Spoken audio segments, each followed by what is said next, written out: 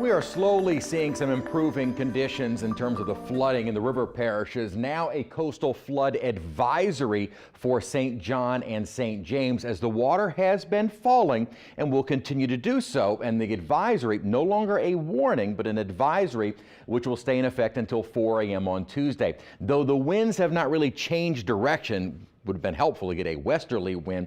They have started to subside by quite a bit, not nearly as windy as it was over the weekend. And the good news is the winds are going to be far lighter as we continue through the rest of the night into tomorrow and really most of this week, as high pressure is going to keep us under lighter winds and a lot of sunshine. Now, we did see plenty of sun throughout the day today, at times a little bit of passing cloud cover, and notice a southeasterly wind at the surface, aloft a southerly flow, so it's not out of the question to see an isolated shower or two.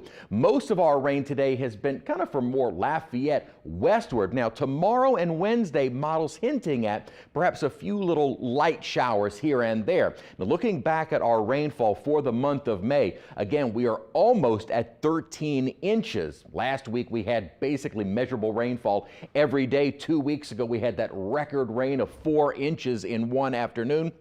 Or one morning, I should say.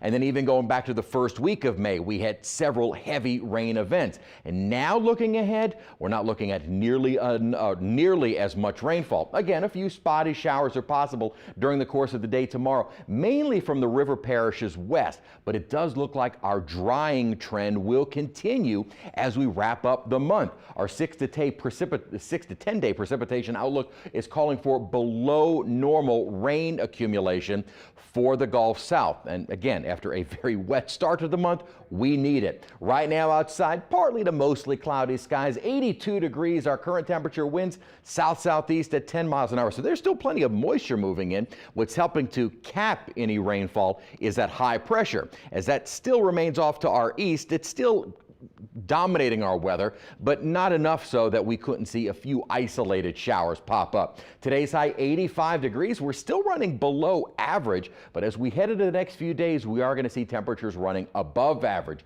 Started out in the 70s, getting into the low, some mid 80s, but we're likely going to see some 90s not too far away. Morning lows were generally in the 60s, with the exception of right in the city. We got only into the 70s earlier this morning, where temperatures at the moment are in the 70s and low 80s, and dew points are in the 60s. Yeah, it's muggy, but it's late May. We're almost into June. What did you expect? You can clearly see where the center of this upper high is positioned, just up to our north and east.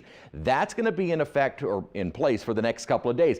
As that high starts to move away, another one starts to build in from the west. And with this high sitting over us into the weekend, and late next week or late this weekend into the weekend, we will likely see our first 90-degree temperature of the season.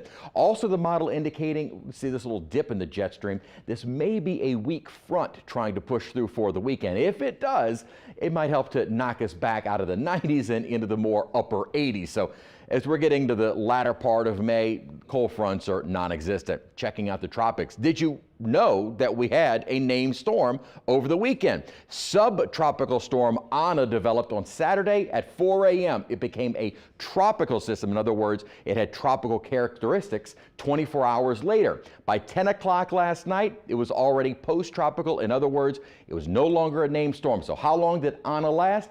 42 hours with maximum winds of 45 miles an hour, and it did not impact land at all. So we're done now with Ana, and as we start hurricane season, the next name up is Bill. And right now, looking at computer models, long range, it doesn't look like there's anything out there that would develop before the start of June. So let's keep that trend going.